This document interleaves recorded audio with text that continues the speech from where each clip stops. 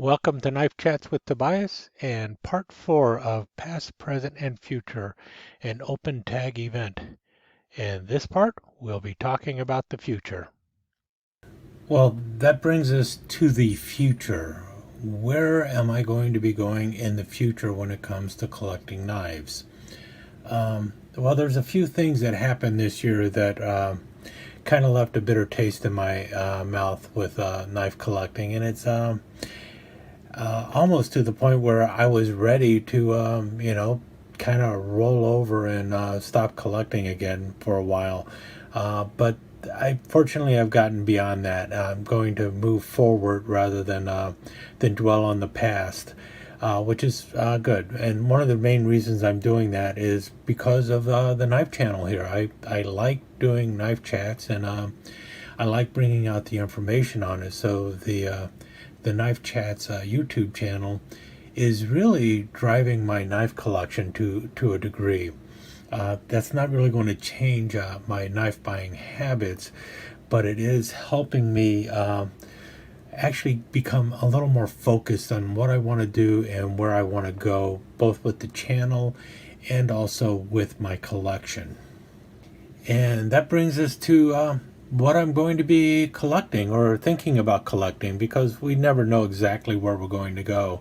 But I am a creature of habit, so several things are probably not going to change too much. But there are some things that will be changing. For one thing, as you know from this year, so this is really a knife of the present, even though I didn't mention it, the Spyderco Dragonfly 2. I really dig this knife, and I see 2020 me picking up probably another Dragonfly 2. I don't know which one yet, but I like the Dragonfly 2. It's one of my EDCs, and I definitely want a spare and an air and all the other things. So I can see myself picking up some other Dragonfly 2s. I can also see me picking up another Spyderco Clippy tool because I really like that. But I bought like the Bird and Meadowlark, and I've looked at the Caracara. I've handled like the Para 3 and everything else. They're not what I'm interested in. So this is one of those exceptions to the rule, the Spyderco Dragonfly 2. It is one of the few modern folders, if you want to consider a 25-year-old design a modern folder, that I really dig. And so I can see me picking up a couple more Dragonfly 2s in the future, most likely in 2020.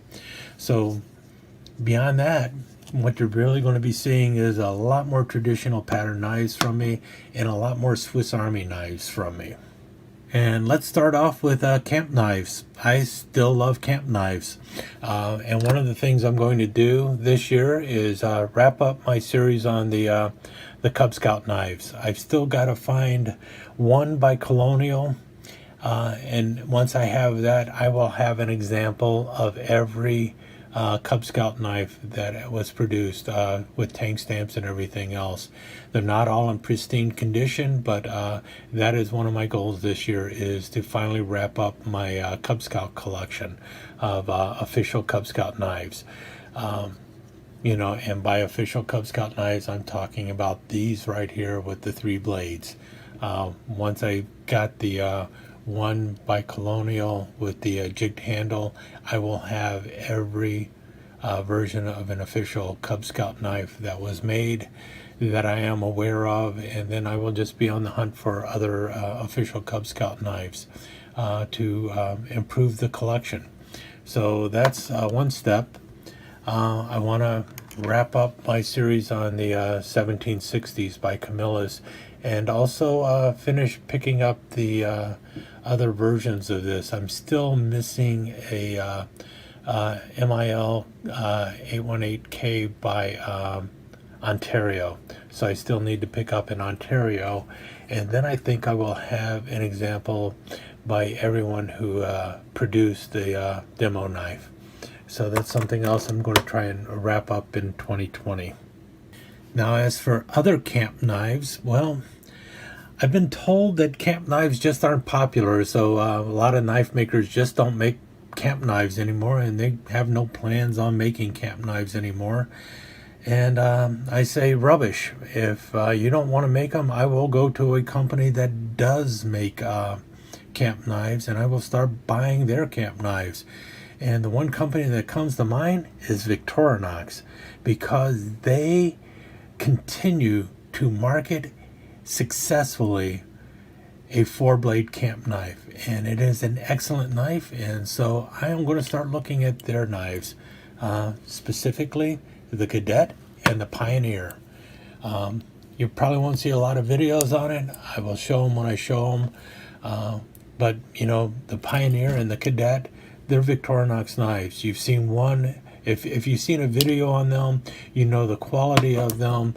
To do another video on them really does no good, other than to say, hey, this one's red, this one's purple, so on and so forth. But that's what I'm going to be doing. I'm going to be looking at Pioneers and the earlier versions of the Pioneers. Because people say there's no such thing as a 4-blade camp knife, or they're not popular. Well, I tell you what, the Pioneer remains as popular today as it was 20 years ago. And if other companies don't want to make a camp knife, Victorinox does, so I'll buy their knives. And too bad for the company that decided that they do not want to make camp knives. I'll also be looking at the Cadet, because the Cadet has that nail file, and I really like the nail file. I wish they would swap out the can opener with the nail file almost.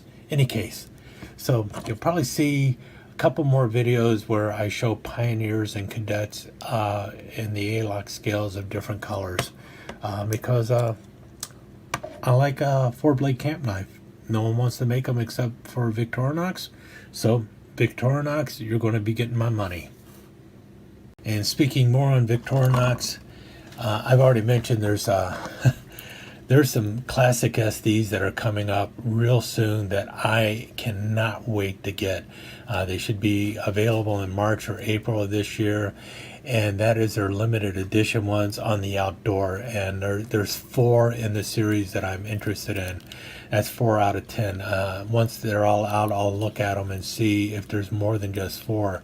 And I tell you what, if there's 6 in that series that I'm interested in, I will probably buy the entire series for 2020. If they can get 60% of it to make me happy, I will buy the entire series. But I know there's the hiker, the fishing, and the biking. Those 3 things right there are boom, right off. I'm going to buy those 3. And then there's another cow knife in the 2020 limited edition. So I'm going to be picking that one up also. And I will also be checking out SKS Swiss Knife Shops to see what limited edition versions they have, such as this one here. I know there's a Tinker over there already that I'm interested in buying. And I will also be checking out SMKW for their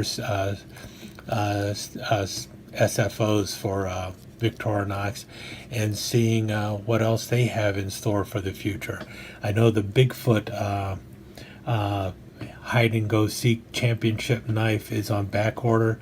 As soon as that comes out, that one will be picked up in 2020. So Victorinox is probably going to be making a lot of money off of me this year. I don't know about some of the other companies though. I will be scrounging around on YouTube, speaking of scout knives, for more junior scouts. There's a couple patterns or a couple handle materials out there that I do not have that I want to find. So I will be scrounging around for a couple more junior scouts by case. I would love it if this ended up being the knife that was coming out of the vault this year. I suspect it is not going to be the junior scout, but I'm really interested to find out what Case is going to be throwing out of the vault this year. Last year was the Barlow, and I really enjoyed that one, and I ended up picking up a Barlow from Case simply because of it coming out of the vault.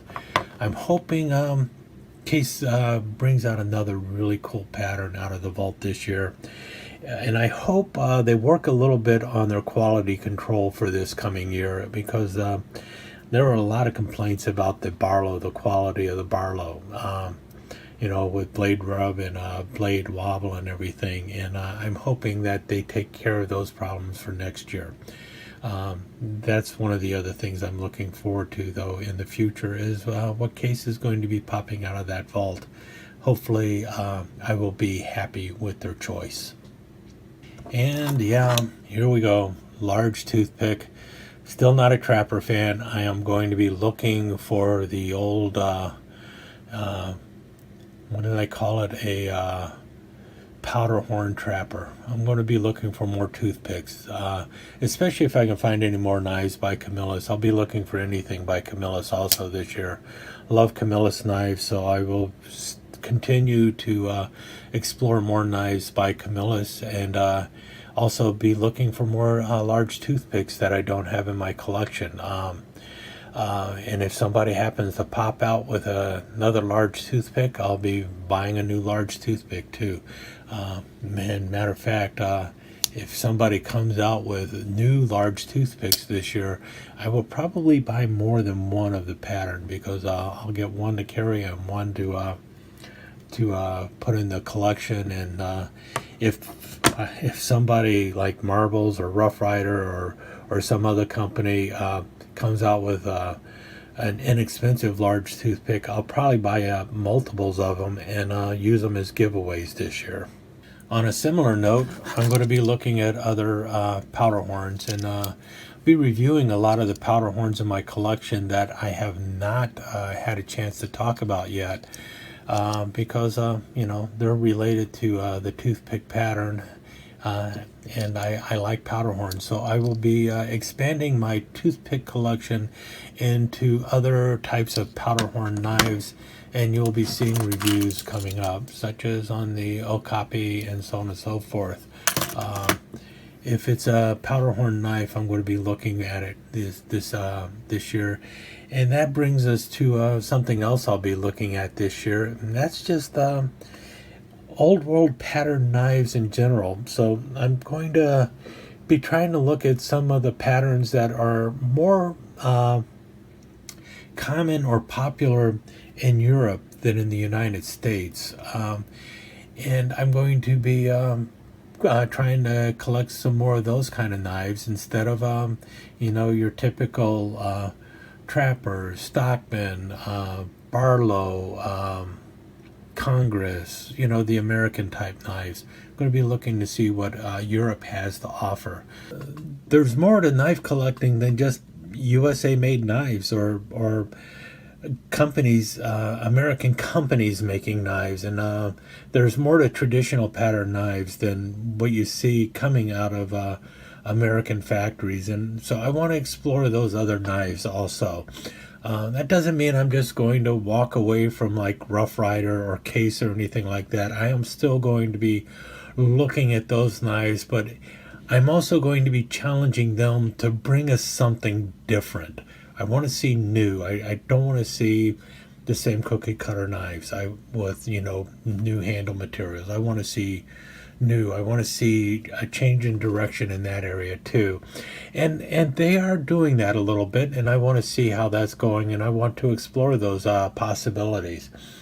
But one thing I am going to be doing a lot less of is impulse buying. Just because it's new and shiny, I've got to get out of the habit of just grabbing something because it's new and shiny. I got to grab it because I really want it and because it's going to work in my collection. And so I am going to try and set parameters, and I'm going to follow those parameters because I truly want to buy what I want in my collection. And I don't want to be settling for something simply because what I want isn't available. I would rather save the money, and eventually maybe what I really want will be available, but it's going to be a little pricey. And so if that's the case, then I'm going to need to just save up for it. So that might mean that less impulse buying, but more savvy buying. And that means I'm going to have to step away from a lot of my save searches on eBay. Matter of fact, I've eliminated all but 4 save searches on eBay. And I had close to 20 saved searches on eBay of things that I was looking for. Um, and that wasn't healthy. I really need to get more focused on what I'm buying and buying what I really want. The other thing I'm going to do is go through my actual collection now. I've got, like I said, probably close to 700 knives, and a lot of those knives are not knives that I truly want in the collection, and I should consider passing those on to somebody who would benefit more from those knives, and that's what I'm also going to be doing. So you might see some interesting knives showing up in the near future as giveaways and stuff, because they just don't fit what I'm trying to do with my collection, and I really don't think I'm going to miss them that much in the near future. So that's a lot of stuff that I'm going to be doing in 2020. I'll be doing some reflecting on what I've been collecting, but also expanding my horizons on the kind of knives that I do want to truly collect. Yes, there will still be a strong focus on toothpicks and camp knives, and now a new focus on a new handle material, as in particularly olive wood, but other high-end woods too, to supplement my white smooth bone collection, which is kind of getting stale, and my tortoiseshell collection, which is going nowhere because no one seems to be interested in putting anything out in tortoiseshell these days. So that's where my future seems to be going. We'll see a year from now if I predict it correctly or not. And so concludes my take on the past, present, and future open tag event here on YouTube. I really want to thank Big Red EDC on inviting me to do this. And if anyone else out there has done one of these videos, uh, please leave a comment below where yours is at so we can also go and check it out. And if you haven't done one and you have a YouTube channel, consider doing it, because I actually think it's kind of fun. I know mine was pretty long, but you guys know that I kind of ramble anyway, and I can't even wrap this up at the end. Believe it or not, this is like about the 50th try of just saying goodbye on this. So I am going to just wrap it up now and leave it with saying thank you very much for all of the support over the last year. I wish you health, wealth, and happiness in the upcoming year, and I hope to continue to provide you with the best possible YouTube videos that I can put out. Again, thanks a lot for being here. I hope you enjoyed the past, present, and future open tag event.